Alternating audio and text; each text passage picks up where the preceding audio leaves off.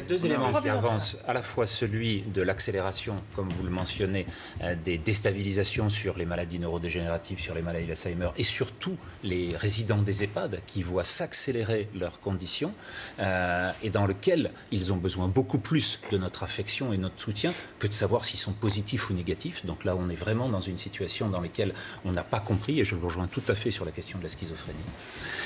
Et on a un deuxième problème qui est celui des conséquences des confinements. Et depuis 6 mois de ce confinement et de toutes les conséquences dramatiques que l'on a vécues depuis, ce que l'on voit, c'est que la France est en train de rentrer dans un cycle de très grande pauvreté. Et ce point-là, le conseil scientifique se dit, eh bien écoutez, moi de toute façon je m'en lave les mains puisqu'il se déclare incompétent sur ce domaine, et il suffit de relire son avis du jeudi 22 septembre, publié la semaine dernière, qui nous dit sur les questions qui sont signalées et qui ont leur importance, le conseil scientifique se déclare incompétent et ne fera pas d'exploration continue. C'est-à-dire qu'ils sont non seulement capables de nous dire qu'ils ne veulent pas aller au-delà du strict social et sanitaire qui est de l'ordre de la compétence du conseil scientifique, mais qu'en plus, ils n'ont pas la responsabilité pour dire tout ce qu'ont été les conséquences dramatiques qu'on a vues maintenant, et dans, à nouveau, lesquelles les flammes sociaux, les licenciements, les faillites d'entreprises, et en particulier les petites entreprises doivent être prises en compte. Le fait que le conseil scientifique et les instances sanitaires reculent pour assumer cette responsabilité est absolument dramatique. Je voudrais juste répondre là-dessus, parce qu'à un moment, c'est irresponsable de dire des choses comme ça. Non, mais laissez-moi scientifique, les instances scientifiques et les instances sanitaires se dégagent maintenant de toute responsabilité. Laissez-moi finir. Allez-y, Monsieur Toussaint, qui a plein d'idées sur tout et ça va dans tous les sens, dit il faut laisser filer le virus. On laisse filer le virus. Laissez-moi finir. Vous allez comprendre ce que je veux dire. Vous allez réussir à comprendre ce que je veux dire. On laisse filer le virus. Donc il va y avoir plus d'entrées en réanimation. Donc si on suit la stratégie de M. Toussaint, dans 3 semaines, les services de réanimation sont pleins. Qu'est-ce qu'on va faire? On va laisser mourir les gens aux portes des services de réanimation? Qu'est-ce qui va se passer? On va fermer le pays.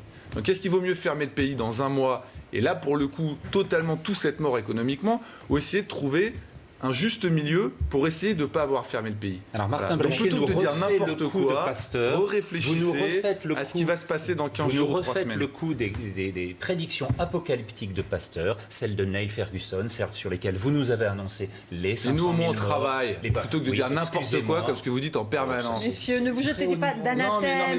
Il a dit tout l'été que c'était terminé. Il a dit tout l'été que c'était terminé, que la seconde vague c'était de la pure fiction. Je l'ai eu face à moi. Et maintenant, il dit qu'il va y avoir un plateau alors que c'est ce que je dis depuis 1 mois. Donc vous dites n'importe quoi, et vous osez venir en plus brasser du vent, il n'y a pas de fond, c'est insupportable. Je vous ai dit depuis le début, si vous ne supportez plus, alors à ce moment-là, vous n'avez peut-être plus besoin d'être en société, mais si nous sommes encore en capacité de nous écouter, je vais vous donner le point. Je vous ai dit depuis le début que vous vous étiez trompé. C'est vous qui dites n'importe quoi. Moi, je vous ai dit que vous avez annoncé les deuxièmes vagues depuis le mois d'avril, pour le mois de juin, pour le mois de juillet. Il se passe quoi là? Il n'y en a pas eu. Il se passe quoi là? Alors il se passe quelque chose que je vais vous montrer. Grand spécialiste du Covid. Qu'est-ce qui se passe? Je vais vous montrer. Mais c'est du très haut niveau. Continuez. Non, mais il n'y a pas besoin de... On veut débattre, docteur Blachier, dans le respect des interlocuteurs qui sont sur ce plateau. Pas besoin de jeter des anathèmes et des noms d'oiseaux. On va parler de définition, d'accord? Ça, c'est une vague, d'accord? Vous reconnaissez là les données de Santé publique France sur les décès hospitaliers et les moyennes qui sont celles de chacune des semaines. Ça, ce serait une deuxième vague que vous nous avez annoncée à chaque fois depuis le début. C'est la même. C'est tellement nul. S'il vous plaît, docteur Blachier. Non, mais c'est la même. Vous pouvez utiliser d'autres mots, peut-être. Dire que c'est faux. Ça, c'est une deuxième vague. Ça changerait. Maintenant, vous allez voir. Qu'est-ce que vous voulez que je dise de ça? Vous allez voir ce qui se passe en ce moment. D'accord? Ça, ce sont les données de Santé publique France avec 32 décès hier. Expliquez-moi la différence entre une deuxième vague que vous nous avez annoncée depuis 6 mois et la réalité. La réalité n'a rien à voir et vous avez transformé votre discours pour dire que maintenant nous serions sur un plateau. N'importe quoi. C'est ce qu'on est en train de vivre et vous nous dites je vous l'ai prédit depuis le début. Donc restez humble si vous voulez bien. Restez dans votre case. On ne vous mettra pas d'accord ce soir. Juste pour lui répondre. Oui, mais alors, s'il vous plaît, choisissez vos termes, docteur Blachier. Non, mais il faut s'il vous plaît. On va ramener un tout petit peu de calme sur le plateau et de sérénité, docteur Blachier. La description d'une seconde vague limitée comme ça en plateau, je l'ai publiée au mois d'août. Je veux dire, je l'ai annoncé face à ce monsieur qui disait que c'était de la folie, qu'il n'y avait rien, que c'était une invention, qu'il n'y avait pas de reprise épidémique. Vous avez même dit, ah mais non, mais parce qu'une vague, c'est quand ça monte aussi haut. Ben oui, ça s'appelle... Ah bah bravo, ça c'est de l'argumentaire, franchement. Ça vole un peu trop bas pour moi, franchement. Moi je me mets au niveau de mon interlocuteur. Soit on arrête le débat là, il y en a un ou deux qui sortent. Non, mais je vous le dis, ça suffit maintenant de dire... On n'est pas dans une cour de récré maintenant. Il y a des centaines de millions de Français qui n'en peuvent plus de ces dissensions entre les scientifiques à qui on dit tout et n'importe quoi tous les jours. Je vous assure qu'il y en a ras-le-bol. Moi je ne dis pas n'importe quoi. Il y en a ras-le-bol. Je ne dis pas n'importe quoi. Non mais arrêtez de vous donner des noms d'oiseaux. Arrêtez, c'est insupportable parce que nos politiques ils prennent leurs décisions en fonction de ce que vous dites vous aussi. Je ne pense pas que c'est en fonction de ça qu'ils prennent leurs décisions. Donc franchement, il y a un moment, il faut juste un tout petit peu retrouver de calme et de sérénité. Là, on l'a pas. On va faire une petite pause. On se retrouve dans un instant. Pardon Martin, mais moi j'ai entendu Christian Estrosi dire « mais j'ai été soigné grâce à l'hydroxychloroquine ». J'ai été soigné par Didier Raoult. Il y a cru, la croyance, c'est il a cru peut-être parce qu'il a vécu cela. Et il s'est dit, quand j'ai pris ce médicament, j'ai plus eu de fièvre et ça allait mieux. Oui, mais c'est pas vrai. Sauf que c'est pas vrai. Sinon, on l'aurait vu dans les études. Donc en fait, il y a le hasard qui fait qu'il a été mieux et lui, il y a eu beaucoup de hasard. Il y en a beaucoup qui ont témoigné. Et c'est là qu'on voit qu'il faut que la science intervienne dans la médecine. Sinon, je suis désolé, c'est du charlatanisme. On peut dire tout ce qu'on veut. Il me semble que c'est un peu exagéré le charlatanisme parce que on pourrait l'appliquer à tous les médecins qui sont venus et qui nous ont raconté des énormes salades, y compris 500 000 morts. Et ça a été, je vais pas rappeler ça, mais ça a été une chose hallucinante. Ce qui compte pour l'instant, c'est de suivre le nombre de décès et celui-là, dans aucun pays d'Europe, pour l'instant, ne réaugmente. Attendez quelques semaines, vous allez les voir réaugmenter. Non, ça fait 3 mois. On peut pas s'en réjouir. Ça fait 3 mois que vous êtes en train de parier Martin Blachier. Eh bien moi, quand vous me dites qu'il y a 500 000 morts avec un modèle à 3 équations différentielles et qu'on décide de mettre la population intégralement pendant 2 mois enfermée, j'ai envie de dire aussi c'est du charlatanisme, non ? Vous êtes en train de dire depuis 6 mois qu'il va y avoir une augmentation en avril avec le relâchement. Elle n'a pas eu lieu. En mai, avec le déconfinement, elle n'a pas eu lieu. En juin, avec la fête de la musique, elle n'a pas eu lieu. Et en juillet, avec les clusters de Mayenne, elle n'a pas eu lieu. Donc ça fait 4 fois, 5 fois que vous vous trompez sur les pronostics qui sont donnés. Il est important de comprendre ce que les déterminants de cette épidémie font. L'idée, c'est pas de dire si c'est trompé ou pas. L'idée, c'est l'avenir de nos enfants qui est en jeu. Et moi, j'ai pas la preuve du contraire que si on n'avait pas confiné, il n'y avait pas eu 300 000 morts. Donc, prouvez-moi le contraire et j'arrêterai de le dire. Eh bien, moi, prouvez-moi que ça a fonctionné. Et je vous dirai le truc, mais c'est très simple. Écoutez, je vous sors une toute petite courbe. Heureusement, la Suède n'a pas fait le confinement. Et regardez, ici en vert, c'est la Suède, et ici en rouge, c'est la France. Vous voyez une différence, vous ?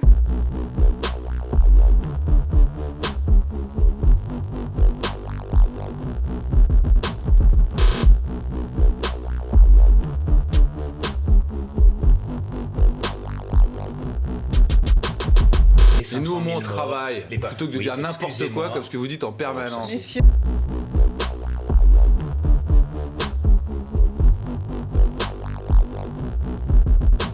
Et c'est là qu'on voit qu'il faut que la science intervienne dans la médecine, sinon, je suis désolé, c'est du charlatanisme, on peut dire tout ce qu'on veut.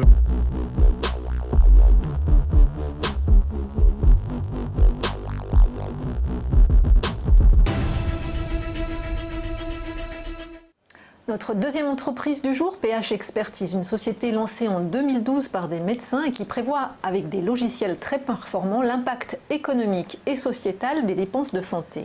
Avec nous sur le plateau, son cofondateur, Martin Blachier. Bonjour. Bonjour. Alors, présentez-nous brièvement PH Expertise, son concept, sa genèse. Alors, PH Expertise, ça a été créé par Henri et moi à la fin des études de médecine, qui sont assez longues. Moi, je terminais mon internat. J'avais fait un MBA en parallèle de mes études de médecine et Henri finalisait un doctorat en modélisation et en économie. Et il était un jeune chercheur dans le public, dans une unité à l'Institut Gustave Roussy. Et moi, j'avais beaucoup travaillé sur l'accès à l'innovation en santé. Et on s'est rencontrés et on avait 2 constats communs. Le premier constat, c'était que les choix qui étaient faits en santé étaient faits sur un niveau de rationalité qui était insuffisant et qu'on pouvait faire beaucoup mieux. Le deuxième constat qu'on faisait, c'était que l'évolution du système de santé était l'idée par le tempo de l'innovation. Et donc c'est l'innovation médicale qui est à un rythme exponentiel et qui va finalement influencer l'évolution du système de santé.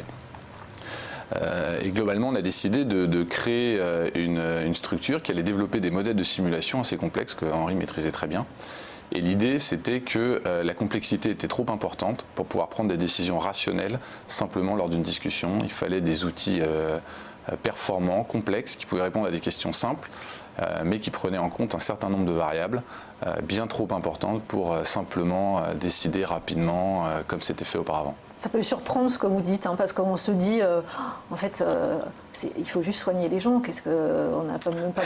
Ben oui, ça s'appelle... Ah bah bravo, ça c'est de l'argumentaire, franchement. Non, mais c'est très simpliste comme raisonnement, on n'a pas besoin de se... Mais non, alors, en fait, oui, bien sûr. En fait, la question est très simple. Il faut soigner les gens, donc la question est simple. La réponse, elle est assez simple, c'est oui. Mais en revanche, vous avez des milliers de nouveaux traitements qui vont arriver. Vous avez des nouveaux modes de prise en charge et vous avez tout qui change en permanence et vous avez même des nouvelles maladies qui apparaissent puisque les gens sont soumis à un environnement qui est différent. Et tout ça, il faut que ce soit prévu. Exactement. Et il y a des décisions qui doivent être prises en permanence. Et en fait, souvent, ce qu'on s'est aperçu les années précédentes, c'est qu'en fait, l'évolution du système avait toujours un temps de retard par rapport à l'innovation. Et donc, en fait, il faut avoir une vision prospective, prédictive, afin de pouvoir faire un système de santé qui soit cohérent avec l'innovation qui est dans les pipes de tous les gens qui sont en train de faire de l'innovation en ce moment aux États-Unis, en Israël, en Europe et même en Asie. Alors concrètement, comment ça fonctionne, ces modèles d'intelligence artificielle finalement que vous avez développés? Vous mettez des données dedans? Alors tout à fait. En fait, ce sont des modèles de simulation qui sont des modèles théoriques avant tout. L'idée, c'est de manière pensée et théorique de reconstituer l'histoire de la maladie. Donc on se met sur une maladie donnée, parce qu'on a une problématique particulière. Sur un cancer. Sur un cancer, par exemple, et on va recréer toute l'histoire du cancer. D'accord. De son début, de sa genèse jusqu'au décès du patient. Il va y avoir énormément de choses qui vont se passer. Il va aussi y avoir énormément d'interventions et de prises en charge qui vont être faites. L'objectif, c'est d'abord de simuler la situation standard. Pour ça, on va d'abord collecter énormément de données. C'est sûr. Auprès de qui? On va collecter des données dans les bases de données existantes, dans la littérature scientifique, on va consulter des experts de la pathologie et on va être capable de reconstituer l'intégralité de la connaissance existante sur le sujet. Ben oui, ça s'appelle... Ah bah bravo, ça c'est de l'argumentaire, franchement. Ensuite, on va construire un modèle théorique qu'on va remplir avec ces données et ensuite, on va calibrer notre modèle sur le réel. Et à la fin, on va avoir ce qu'on appelle un standard, un scénario de référence qui correspond à ce qui existe aujourd'hui, qui va totalement coller à la réalité, avec une simulation individuelle des patients. C'est-à-dire qu'on va réussir à faire une machine virtuelle qui va reconstituer l'histoire du patient en fonction de ses caractéristiques et des caractéristiques de sa maladie. Est-ce que c'est un homme? Est-ce que c'est une femme? Est-ce que c'est quelqu'un qui a 25 ans? Est-ce que c'est quelqu'un qui a 60 ans? Est-ce qu'il a telle mutation génétique? Est-ce qu'il a tel facteur pronostic? Et à partir de ce scénario de base, on va être capable d'appliquer l'effet d'une innovation thérapeutique à travers différents scénarios. On va comparer ces scénarios et là, on pourra prendre une décision. Alors, c'est impressionnant ce que vous dites. Qui sont vos clients? Combien en avez-vous? Et dans quel secteur? J'imagine que ce sont principalement les secteurs pharmaceutiques, mais peut-être pas. Alors, ce qui est sûr, c'est que c'est un marché de niche, puisqu'il faut que ce soit des gens qui soient en face d'une problématique où quelque chose va changer. Il faut qu'il y ait une innovation de rupture. Les premiers clients de ce genre de simulation sont bien entendu les gens qui doivent prendre des décisions. Et comme vous le savez, en santé, dans les pays développés en tout cas, ce sont des décisions, c'est une prise en charge collective de la santé, donc les décisions sont assez centralisées. Donc finalement, vous avez des décideurs, donc le système est organisé avec une assurance maladie, un ministère de la Santé, des agences d'évaluation qui vont avoir besoin de prendre des décisions.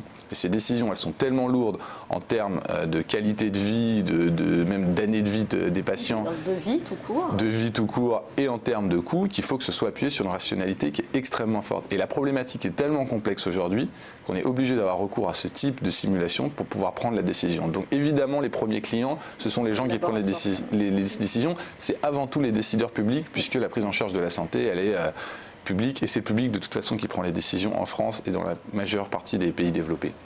Ben oui, ça s'appelle... Ah bah bravo, ça c'est de l'argumentaire, franchement. Y compris les États-Unis. Ensuite, vous avez évidemment les gens qui vont avoir une proposition de valeur à faire à ces décideurs publics. Ces gens-là, ce sont tous les gens qui ont une innovation, dispositif médical, équipement, software, évidemment le médicament. Eux, ils vont avoir à prouver que leur médicament apporte une valeur dans un environnement extrêmement complexe. Donc ils vont devoir finalement faire une simulation en disant « Vous avez votre population française à traiter, moi j'ai cette solution, étant donné de ce qui existe aujourd'hui, voilà ce que je peux vous apporter et pour quel coût ». Et donc le décideur va être capable de prendre sa décision en fonction de ces éléments-là. Et alors, du coup, le résultat de vos études, il est décisif dans leur décision ?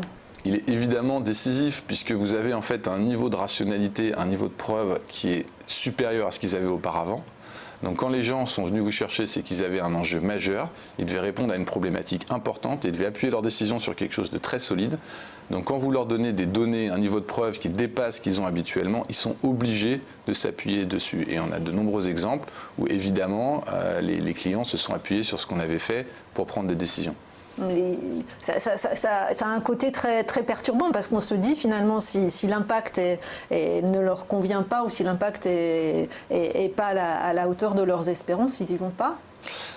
Non, pas du tout. Au contraire, ça doit vous rassurer. C'est-à-dire que vous avez une innovation qui arrive finalement dans l'environnement et vous avez des gens qui, au lieu simplement de regarder rapidement des résultats et de dire ça a l'air intéressant, ça n'a pas l'air intéressant, vous imaginez qu'ils vont simuler l'avenir, ils vont prendre en compte les caractéristiques de la population, ils vont appliquer de l'innovation, ils vont dire est-ce que c'est intéressant pour ma population ou est-ce que c'est pas intéressant, étant donné qu'il y a d'autres innovations qui arrivent en même temps, étant donné que la pathologie est en train de changer, étant donné qu'il y a de plus en plus de patients ou de moins en moins de patients, que c'est cette forme-là de pathologie qui est plus en train de se développer qu'une autre forme de pathologie. Donc au contraire, moi je trouve ça très rassurant, c'est-à-dire que c'est des gens qui sont capables de prédire l'avenir et de prendre des décisions de manière tout à fait éclairée et rationnelle et quantifiée. Et alors, lui, il dit il faut sortir de ça, parce que d'un coup, qui est-ce qui prend le pouvoir? C'est plus le groupe qui décide, c'est celui qui possède la technique. Et ça veut dire quoi? Ça veut dire que c'est plus vous qui décidez de votre destin ou si vous avez un téléphone portable dans la poche, c'est Google. C'est plus vous qui décidez si vos enfants peuvent avoir accès à telle ou telle chose. C'est celui qui possède la technique. C'est vrai en santé ce que je vous raconte. C'est tellement vrai que c'est vrai dans la création du savoir médical et dans le champ de la praxis. La praxis, c'est la pratique. Dans la création du savoir, d'un côté, vous aviez les vieux mandarins qui disaient « j'en ai vu 5, 6 », puis il y en avait un autre en face qui disait autre chose, et puis vous faisiez votre marché, vous faisiez votre idée. Chacun avait un peu raison. D'un coup, on dit ça n'a aucun sens. On va mettre en route un fil à couper le beurre méthodologique technique qui est l'idéal statistique de la vérité, A versus B sur une grande série. OK. Et on fait l'evidence-based medicine. Et on vous dit c'est ça la vérité. Sauf que c'est pareil, c'est un système industrialisé de production de savoir et il a toutes les subversions du modèle industriel. Trucage, invention de patients, enjeu de pouvoir, être agrégé, faire sa thèse, etc., mentir. À la fin, vous savez plus ce qui est vrai. Et donc apparaît encore autre chose, la digitalisation du monde, c'est-à-dire la duplication numérique du réel. D'un coup dit, si je capte un maximum d'informations, je vais être capable de vous prédire dans quelques minutes ce qui va se passer. Et je n'ai plus besoin de savoir si théoriquement ça a un sens. Je vais juste vous dire, ça va se passer comme ça. Et ça c'est Waze, quoi. Si j'ai un maximum de voitures dans le circuit, je peux vous dire par où il faut passer. Et je vais avoir un pouvoir prescriptif sur le monde.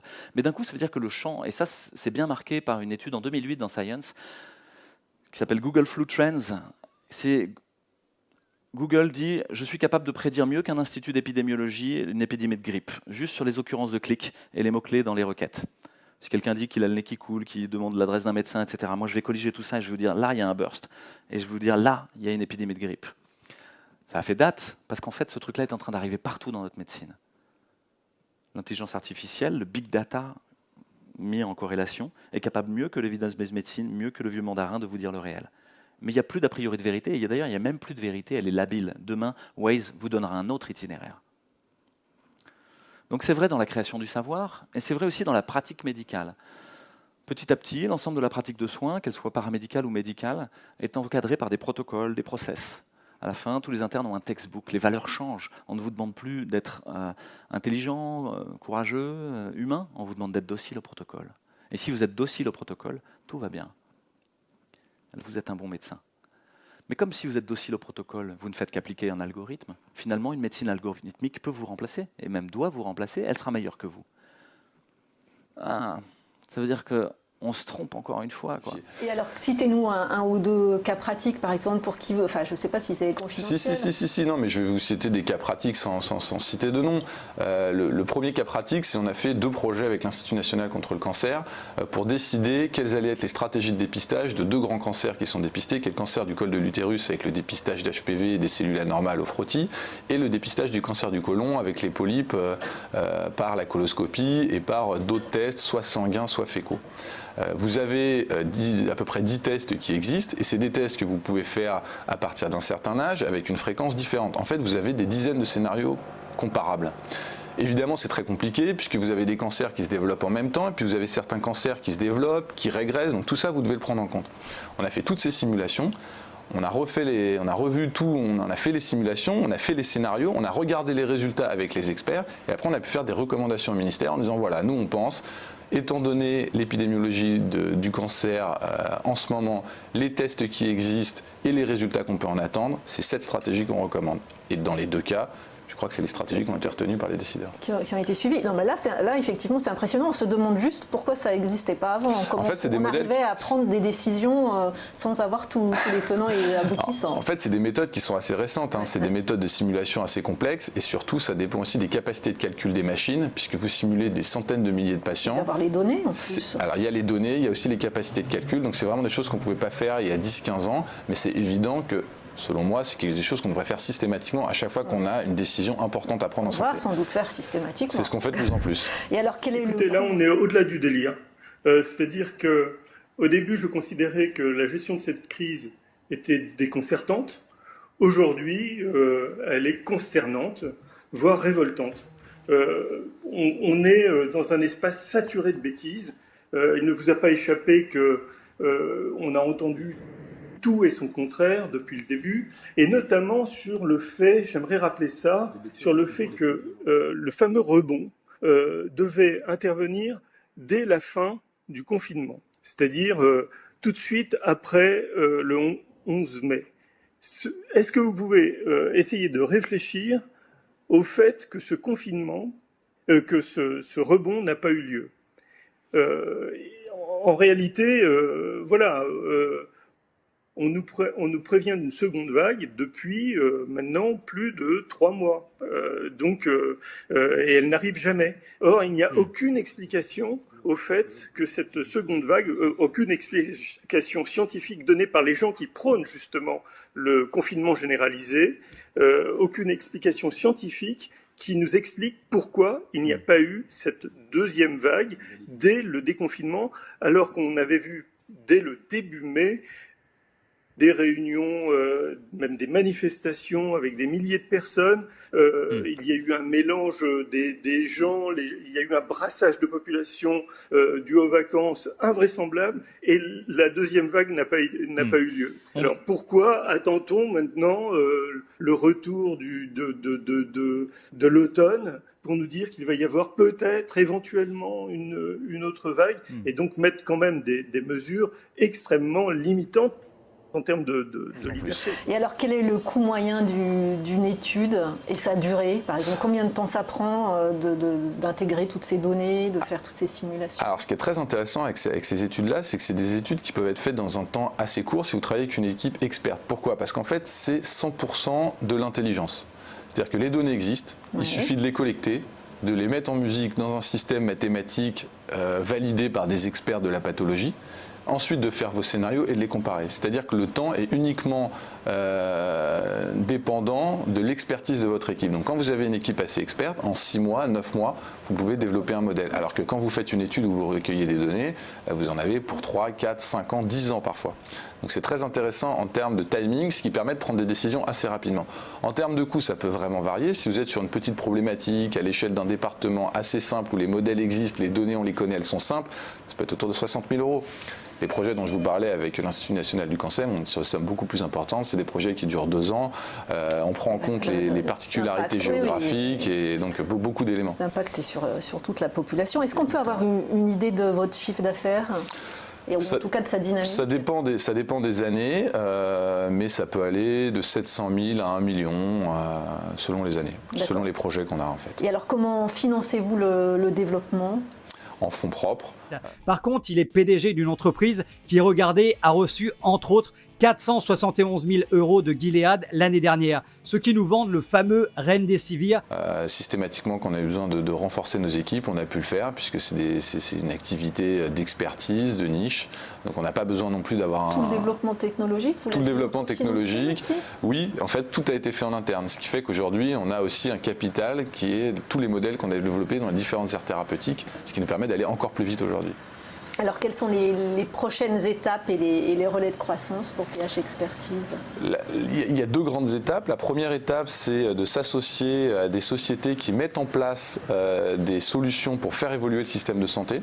Donc nous, on pourrait tout à fait être capable de faire la simulation, d'orienter les gens qui mettent en place des solutions sur le terrain pour faire changer les choses, organiser les soins, organiser les parcours des soins, faire sortir les patients de l'hôpital, toutes les sociétés qui mettent en place, les sociétés de conseil qui mettent en place les organisations sur le terrain. Et ensuite, une fois que ça a été mis, on peut voir si nos simulations étaient réelles et puis on peut évaluer ce qui a été mis en place. Ça, c'est un des relais. Ça, c'est un des relais de croissance. Le deuxième relais de croissance qu'on a, c'est d'être un peu collaboré avec des très gros cabinets de conseil qui veulent mettre en place des organisations et de faire des simulations, des recommandations qu'ils pourraient faire.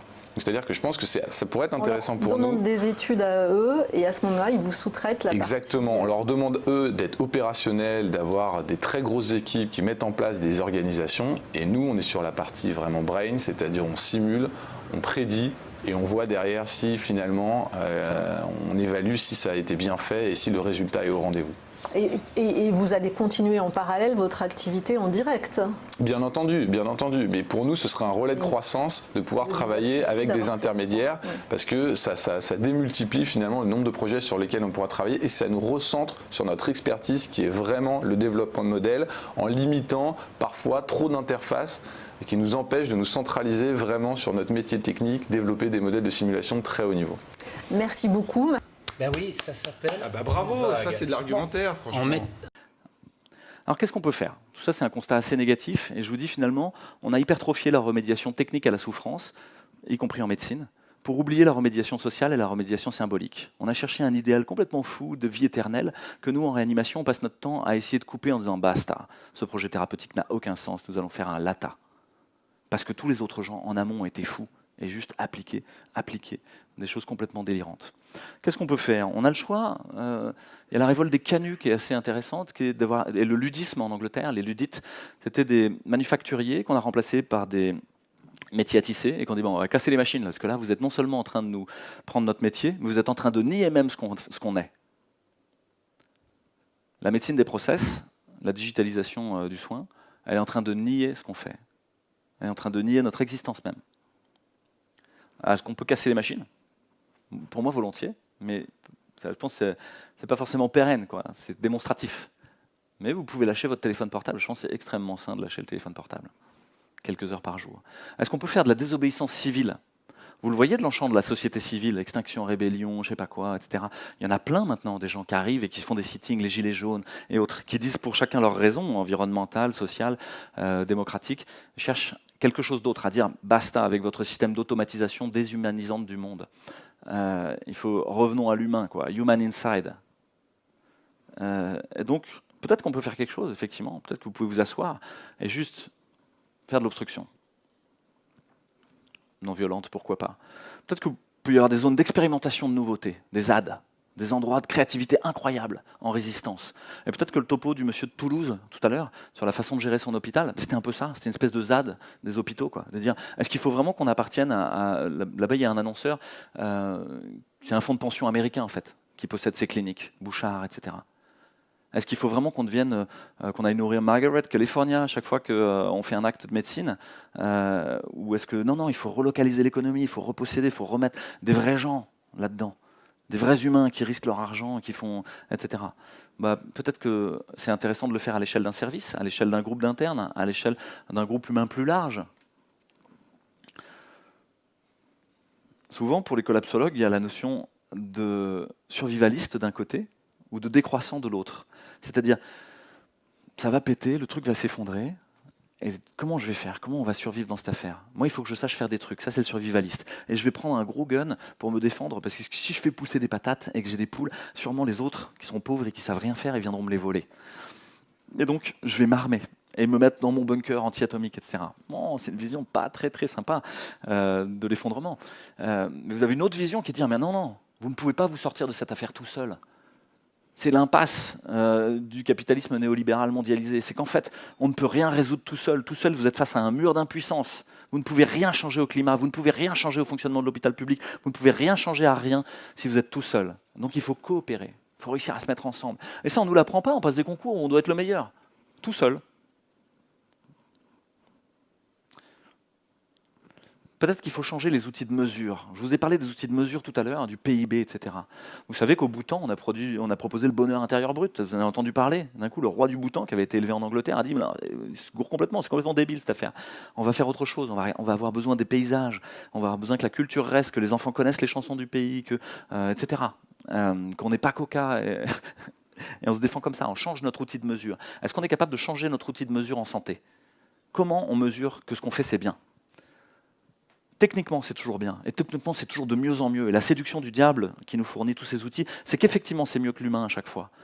Sauf que si vous prenez un groupe de gens à qui on a transformé le sexe, par exemple, si on prenait un groupe de cancéreuses à qui ont eu tout ce qu'il faut pour le sein et qu'on guérit, si vous prenez un groupe de gens qui sont passés en réa pour un laïeul ou pour autre chose comme hier, vous vous rendez compte que 10 ans après, ces gens sont encore comme des lapins dans les phares, extrêmement fragiles, voire suicidaires, ne retrouvent pas de boulot, etc. C'est toutes les études sur le SDRA, sur les sorties de réa et tout ça. C'est-à-dire que ce qu'on fait, techniquement, c'est une guérison. Mais socialement, symboliquement, il n'y a rien. Donc peut-être qu'il faut réinvestir le champ social et symbolique et changer notre façon de mesurer. Une autre chose, c'est de se dire d'un coup, est-ce que je peux mettre en tension une logique écosystémique et une logique centrée sur l'individu? Dans une logique centrée sur l'individu, je vais toujours vouloir le mieux pour lui. Dans une logique centrée sur l'écosystème, je vais peut-être sacrifier des gens. C'est l'histoire de la harde de cerf. Les écologues sont intéressés à la harde de cerf. Quand on laisse une harde de cerf sans loup, d'un coup, les petits jeunes, pas des merdes, les vieux qui sont malades, etc., ils prolifèrent. La harde bouffe tout son biotope. Et en fait, elle est globalement en mauvaise santé et elle finit par s'effondrer. Par contre, si on lui met un loup, d'un coup, les jeunes sont mangés, les vieux sont mangés, ceux qui sont fragiles et malades sont mangés, et toute la harde va bien et est pérenne dans le temps. Et ça, c'est compliqué, parce que d'un coup, la logique écosystémique, elle est cruelle quelque part. Mais il est intéressant de voir que dans les logiques comme la permaculture en agriculture, mais qui s'étend à bien d'autres domaines, il y a l'idée qu'il faut prendre soin de la terre, certes, mais il faut prendre soin des gens, il faut prendre soin de nous. Et donc, il faut réussir à mettre en tension ça, l'individu et le groupe, l'individu et le système, l'instantanéité et la pérennité. Et comment je fais ça? C'est compliqué, c'est pareil, je ne peux pas le faire tout seul, je ne peux pas l'arbitrer tout seul, sinon je vais l'arbitrer avec mon monde de la vie et mes références culturelles, sociales, religieuses. Et elles ne seront pas les mêmes pour chacun, c'est ce qu'on voit dans les latas. On n'est jamais tous d'accord sur comment il faut faire les choses. Peut-être que je peux débloquer l'énergie, d'un coup en changeant la raison d'être de ce que je fais. Je vous donne l'exemple de Buurtzorg en Hollande. Buurtzorg en Hollande, c'est une entreprise de soins à domicile infirmiers. C'est un système ultra rationalisé. L'infirmier, il est géolocalisé, il a un certain temps de transit entre ses différents patients, et donc on lui donne tous les matins son planning, et il doit passer ci ou ça. Et chaque geste qu'il doit faire, la prescription médicale, est minuté. Il a 4 minutes 30 pour faire un bas de contention, 7 minutes 12 pour faire une injection de Lovenox, etc. Tout ça est rationalisé. Il y a un moment, en 2011, Jos de Blok, il a dit « Merci, je m'en vais ». Et il est parti avec 11 copains. Il a formé Buurtzorg, 12 personnes, qui sont maintenant 20 000. Et il a dit, notre but, c'est pas ça, c'est pas de faire les prescriptions des médecins. Notre but, en tant qu'infirmier à domicile, c'est de maintenir les gens en meilleure santé possible, et le plus longtemps possible à domicile, et le plus autonome possible. Et ils ont commencé par s'asseoir et prendre le café pendant 1h30 avec les patients, et discuter de leur vie, et de qu'est-ce qui allait pas, et de qu'est-ce qui allait bien. Et d'un coup, ils ont trouvé d'autres solutions. Ils sont allés voir la voisine, un petit couple de jeunes, et ils ont dit, est-ce que vous voulez bien faire les courses pour la petite vieille, là, ça l'arrangerait bien, puis comme ça, vous créerez du lien. Ils ont appelé la famille, ils ont dit, oui, bon, on va organiser l'anniversaire, je vais appeler les copines, je peux faire venir le coiffeur, mais il faut que vous lui offriez une robe, quoi. Comme ça, elle aura de la fierté, elle sera... La Sécu s'est émue de ça. Et elle a dit, la Sécu hollandaise, elle a dit, bon, merci, vous êtes gentil, mais vous n'êtes pas là pour prendre le café, vous êtes là pour faire ce qu'on vous demande. Ils ont envoyé Ernst & Young, une grande entreprise d'audit internationale, qui a audité Buurtzorg. Buurtzorg, en fait, permettait d'économiser 40% des soins prescrits. Il n'y avait pas besoin de les faire. Buurtzorg permettait de diminuer de 1/3 les hospitalisations en urgence de ces patients-là. C'est-à-dire que même dans la façon de compter habituelle, Buurtzorg avait raison. Est-ce qu'on peut réfléchir à la raison d'être de ce qu'on fait? Ben oui, ça s'appelle... Ah bah bravo, ça c'est de l'argumentaire, franchement.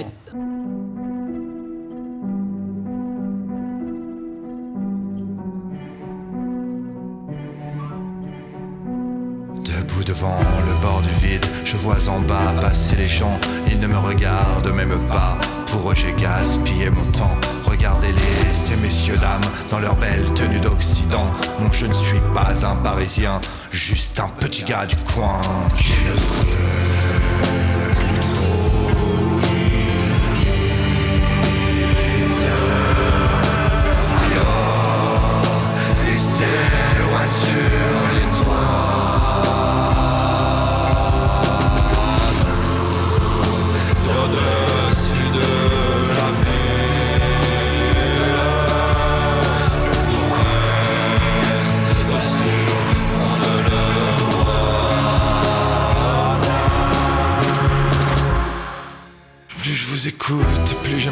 plus je vous entends et plus je suis pâle. Alors je m'écarte de votre bocal. Oui, je suffoque, j'ai plus le mental. Vais-je vraiment devoir en finir et ainsi me laisser partir? Je trouve pas la clé de la prison, trop fatigant d'avoir raison. On me dit que je suis con de me prendre la tête, que c'est trop bon de faire la fête. Mais y a pas que nous dans ce putain de monde. Et nos enfants, qu'est-ce qu'on leur montre? Je sais c'est nul, baisser les armes, mais j'en ai marre de voir des larmes et de me sentir impuissant devant le sang de l'innocent. Je sais plus trop où il habite. Alors, il s'éloigne sur les toits.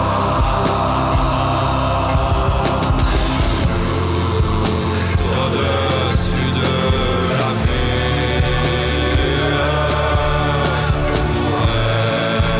pour être sûr qu'on ne le voit.